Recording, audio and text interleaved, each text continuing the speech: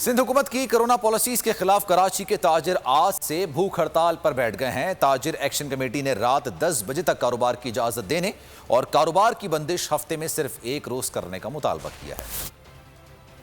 सिंध हुकूमत के खिलाफ ताजिर फ्रंट फुट पर कराची के ताजिर लाइट हाउस के करीब धरने पर बैठ गए। ताजिरों ने सिंध हुकूमत की कोरोना पॉलिसियों के खिलाफ भूख हड़ताली कैंप लगा लिया। डिप्टी कन्वीनियर ताजिर एक्शन कमेटी शर्जील गोपलानी का कहना है कि सिंध हुकूमत के मुतासिबाना और अहमकाना फैसलों ने भूख हड़ताल पर मजबूर किया।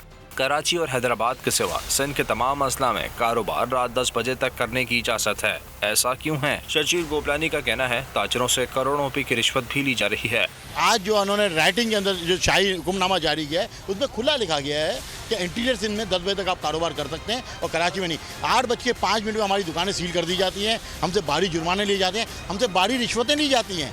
ऑल पाकिस्तान रेस्टोरेंट एसोसिएशन के रहनुमा वकास अजीम का कहना है कि सिंध हुकूमत के फैसले समझ से बाहर हैं। शॉदी हॉल्स एसोसिएशन के सदर राना रईस ने कहा कि सिंध हुकूमत ने कारोबार तबाह कर दिया। सुना जा रहा था कि जी अलग अलग फैसले हो रहे हैं, अब तो लिख के दे दिया, लिख के आ गया। बाकायदा जो हुक्मनामा आया उसमें वाज़ेह लिखा हुआ है कि कराची हैदराबाद में अलग कानून चलेगा और सिंध में अलग चलेगा।